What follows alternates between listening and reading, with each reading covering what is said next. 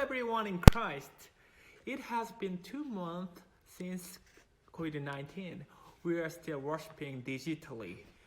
Although COVID-19 is still around us, the weather is so beautiful, isn't it?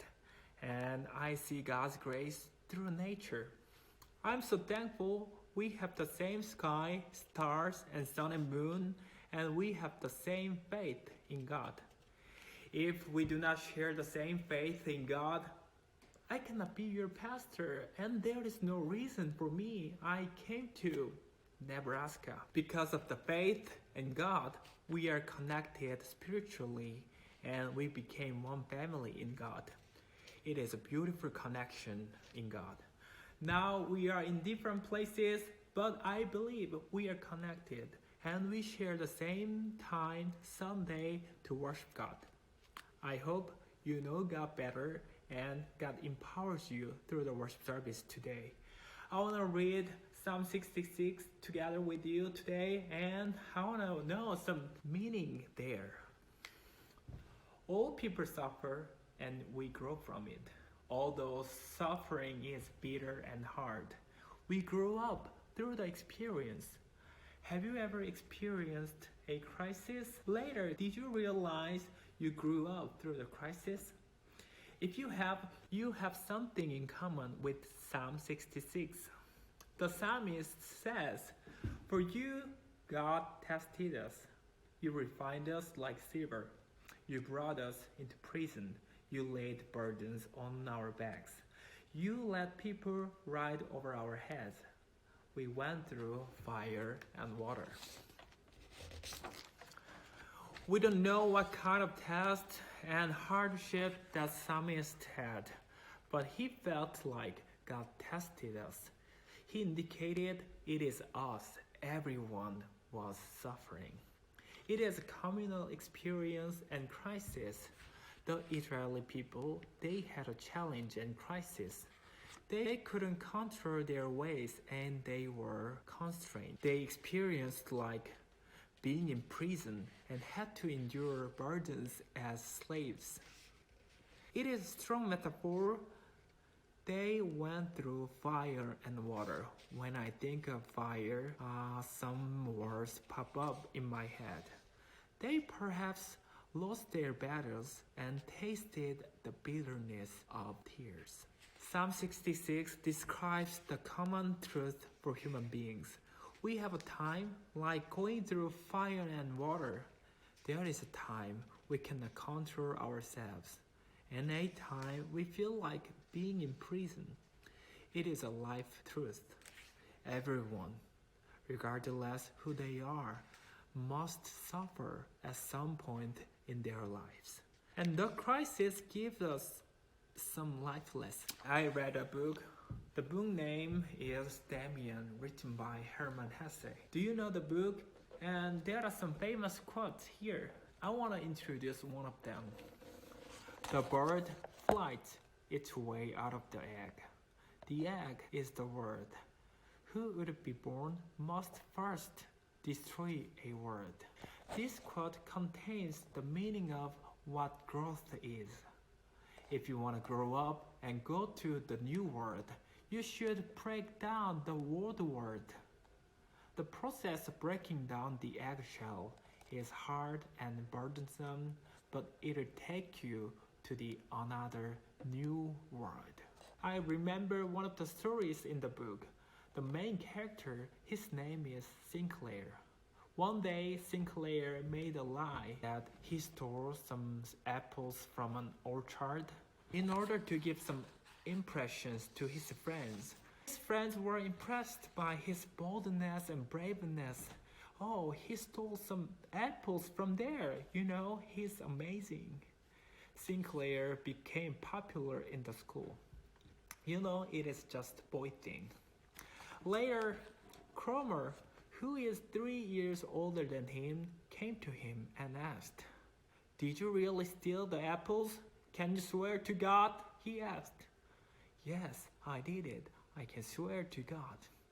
Then he said, "The owner of the orchard told me if I found the thief, he would give me $100.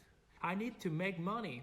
If you do not give me over 100, I will tell him and get the money. After this, the small world of Sinclair was totally destroyed. Every day, Cromer came to him and threatened him to get some money. Sinclair stole some money from his parent, but he couldn't make enough money pay for it. However, Cromer came to his house every day and made a whistle sound. I cannot make any whistle sound. Anyway, Cromer made a whistle. Whenever he heard a whistle, Sinclair experienced chaotic feelings.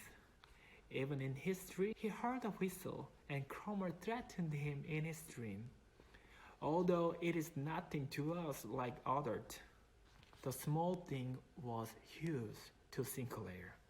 He couldn't sleep well, and he always felt threatened, even if there is no Cromer. He went through fire and water like psalmist today.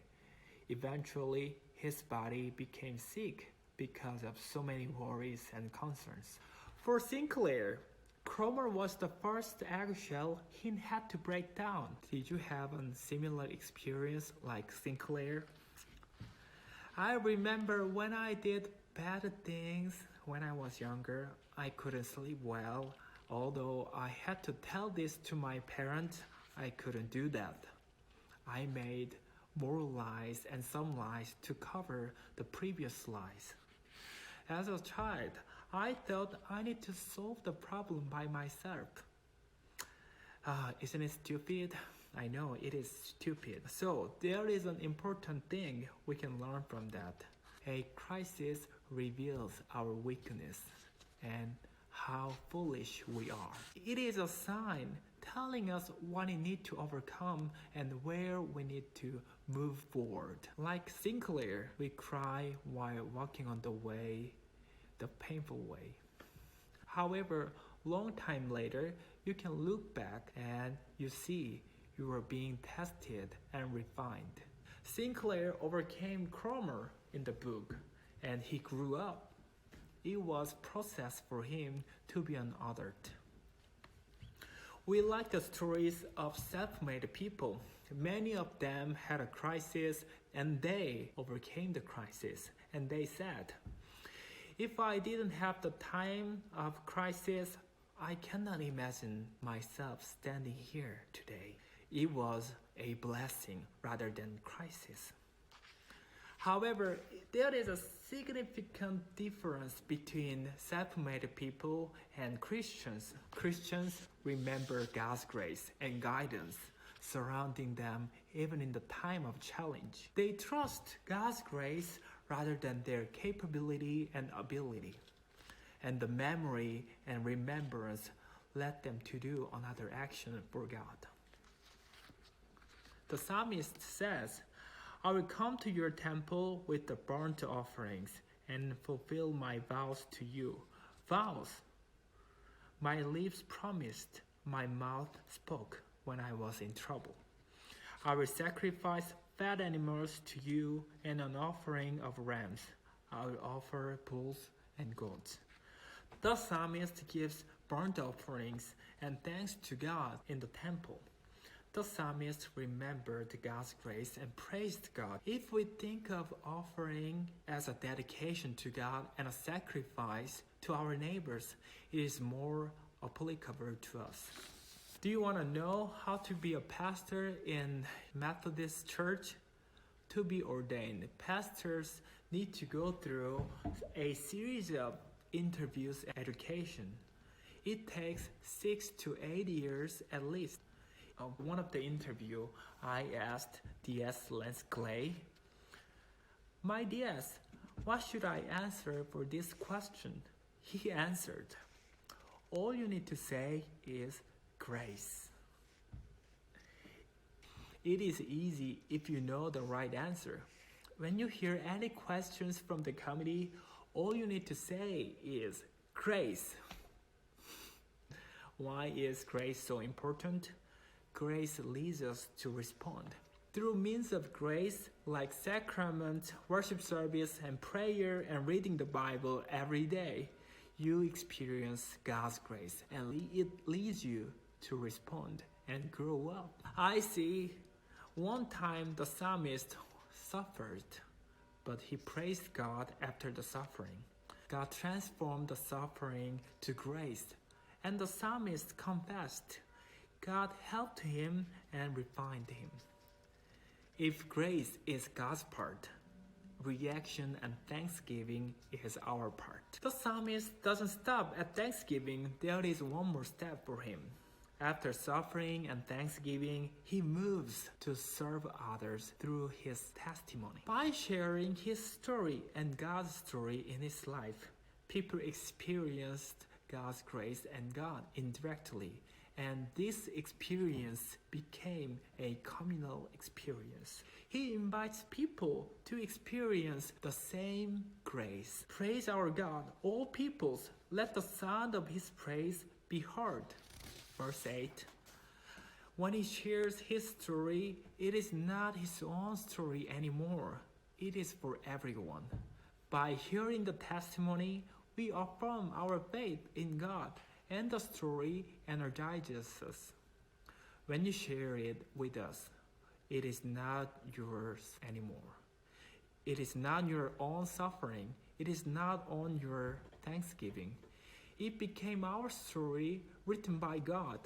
The psalmist's confession became a means of grace. We can experience God.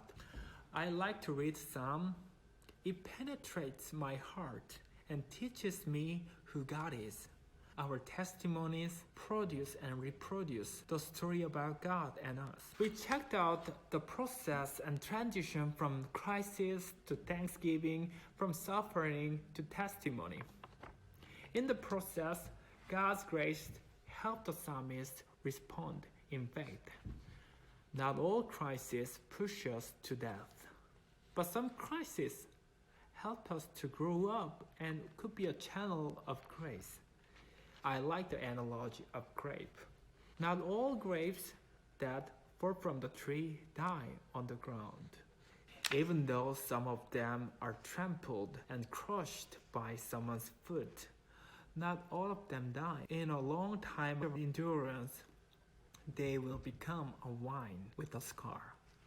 The more suffering they had, the more flavor they will have. We see some people, after a time of crisis, they become better people. As a Christian, we go further.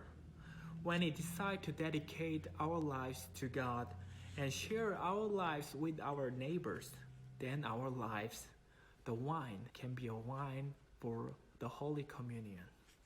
At this moment, your suffering is not solely yours. Your suffering became a means of grace, inviting people to the table of love, table of the Lord. Isn't it beautiful? Your suffering and testimony are a lovely invitation to people so that they can experience God. Are you suffering? I will and we will pray for you to overcome it. When you look back at this moment, you will find God's grace and our prayers surrounding you. And I hope you can share your testimony later as a channel of grace. Through your testimony, people will see God and God's grace. Have a wonderful day and a wonderful week. And God bless you. Amen.